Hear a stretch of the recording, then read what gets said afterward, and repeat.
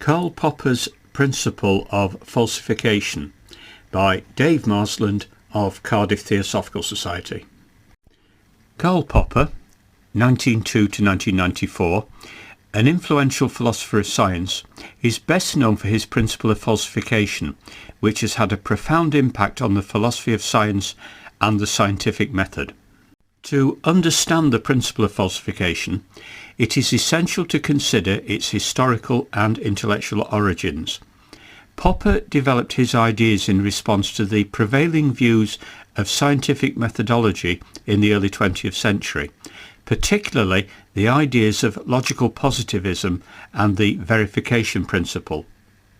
Logical positivism held that the meaning of a statement lay in its method of verification, and that only empirically verifiable statements were meaningful.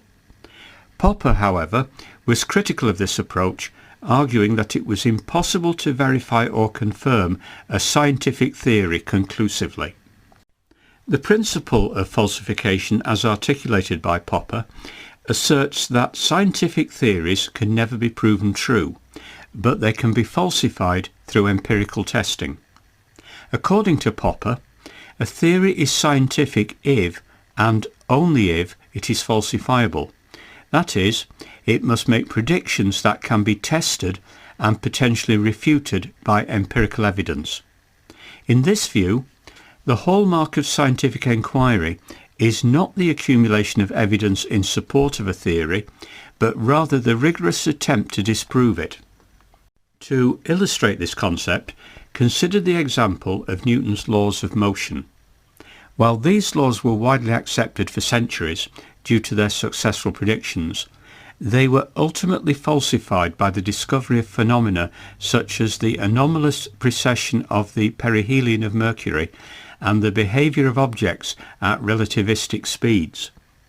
Instead of discarding the entire framework of Newtonian mechanics, however, these falsifications led to the development of the theory of relativity, which offered a more comprehensive and accurate account of physical phenomena. Despite its influence, Popper's principle of falsification has not been without its critics. One common criticism is that the criterion of falsifiability is too stringent and unrealistic, as it seems to imply that any scientific theory must be capable of being conclusively disproven. In practice, many scientific theories are not immediately falsifiable due to the complexity of the phenomena they seek to explain, and the difficulty in devising experiments or observations that could potentially refute them.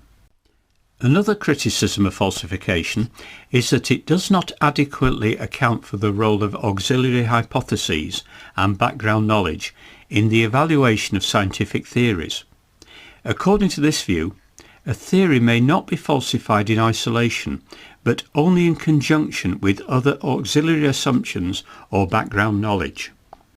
For example, when testing a specific hypothesis in a laboratory setting, scientists rely on a host of auxiliary assumptions about the behaviour of instruments, the stability of environmental conditions, and the absence of confounding variables. If an experiment yields unexpected results, it may not necessarily falsify the hypothesis itself, but rather one of the auxiliary assumptions. Despite these criticisms, the principle of falsification has had a lasting impact on the philosophy of science and the practice of scientific inquiry. One of the key implications of falsification is that it encourages scientists to actively seek out evidence that could potentially refute their theories, rather than simply accumulating supportive evidence. This approach fosters a spirit of critical inquiry and skepticism, as scientists are motivated to subject their theories to the most rigorous tests possible. In conclusion, Karl Popper's principle of falsification has been a central tenet of the philosophy of science, challenging prevailing views of scientific methodology and shaping the practice of scientific inquiry.